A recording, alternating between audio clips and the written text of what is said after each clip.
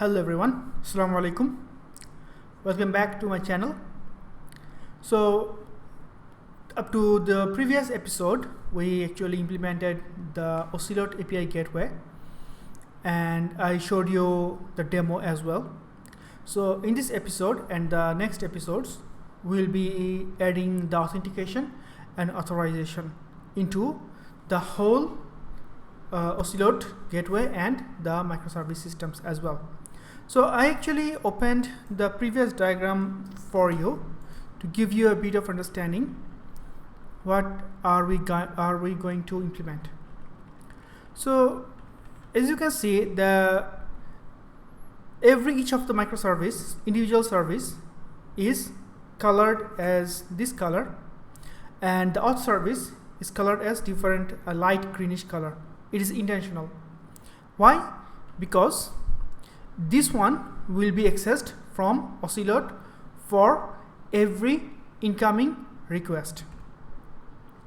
So what happens here is, my idea is, whenever we send a request from our SPA client or Postman, my idea is that the request first go to the Ocelot, and then Ocelot API handler, API middleware will call auth service and ask, hey, this user wants to request to sell service and this URL.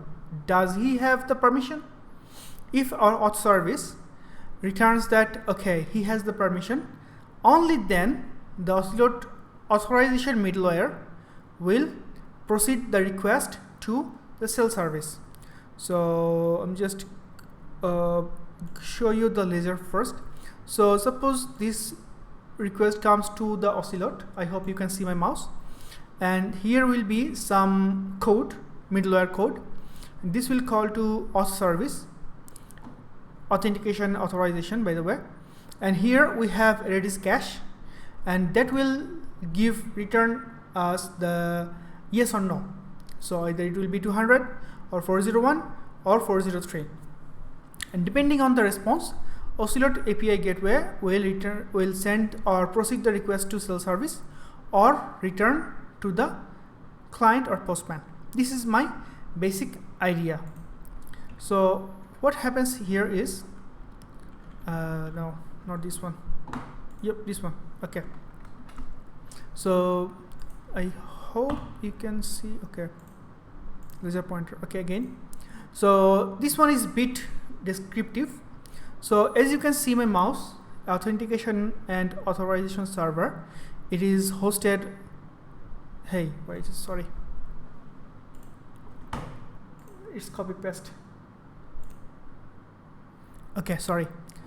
So this authentication auth server, I can say, will be hosted on 5001. I will show you the project repository just after describing this diagram, so don't worry. So we will have an auth server. It will also have an API for authorizing the token, and we will expose the token as authorized token, this endpoint. So my idea is that whenever any request go to the gateway Ocelot, first this authorization middleware. So if you can see here, I actually intentionally strike through the authentication because we want to we don't want to handle authentication in here. It's just we want to rely on whatever Ocelot giving us. So I'm not going to override the authentication, but for the authorization part, I'm going to request to the auth server with the payload, and auth server will check that if this user have the permission for that resource. So he will return here, and depending on the status code, either our gateway will proceed to the RabbitMQ message, or he will return to the caller. So this is my idea. So if we just go to our code, so let me show you one by one what is where. So this one is first authentication and authorization server. This one is this one. How can you get the code? It's a very good question. The code is in my repository. So this one, React Redux ASP.NET Core. So this repository is this one. I will commit the whole code after the video, maybe tomorrow after furnishing a bit, so you can get there. So this one is the client and server and other stuff. So this project is solely made for role-based access control, not actually implementing the microservice. So it's the authorizing server, we can say.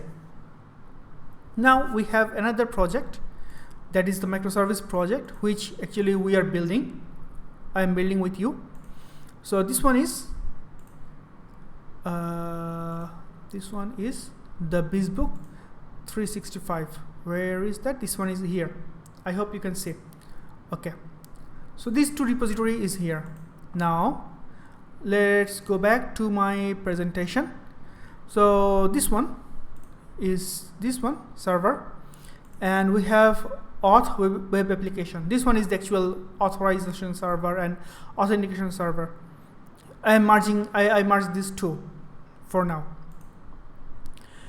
And we have this Ocelot. So we have this Ocelot gateway in here, and we have cell server. So we have cell API. Yep, this one. And I actually added some launch configuration at the root layer. So I just use this debugging option instead of Visual Studio, because building a microservice inside of Visual Studio, not the Visual Studio code, in the Visual Studio will take a huge resource from the machine. So if I want to debug, suppose 5 or 6 or 10 individual services one by one, my machine cannot keep up, I guess. So that's why I'm using Visual Studio Code. So yep, I already debugged everyone. So you can see that I opened the Ocelot and also the cell, and you can see from here the ports. So 50,000 and 51,000. So Ocelot is 50,000 and cell is 51,000. And in our authorization server, I can go here. So we can ignore the web part. Yep, this one is the authorization server part, and we are hosting it with 5001. Now, how can we get the token? How can we get the user's data, right? So as I said, I already have a client application for testing the authorization server, the actual role-based access control. This one is this one. So I already opened the project. I hope you can see npm start from the client. And if I go here, yep. So let's log out. Okay. And we have another repository, this one. So how can you know which user is what? Actually, in our repository, I showed you how can you get the database up and running in the README file. And if you don't understand, please let me know. I will try to help you as much as I can. So super admin is Fazul Karim, and I hope you see there is a lot of permissions here. Now what will happen if I try to log in with the Outlook, that means tenant admin, and try to apply the authentication and authorization into our Ocelot through the authorization server. Let's watch that in our next video. Thank you.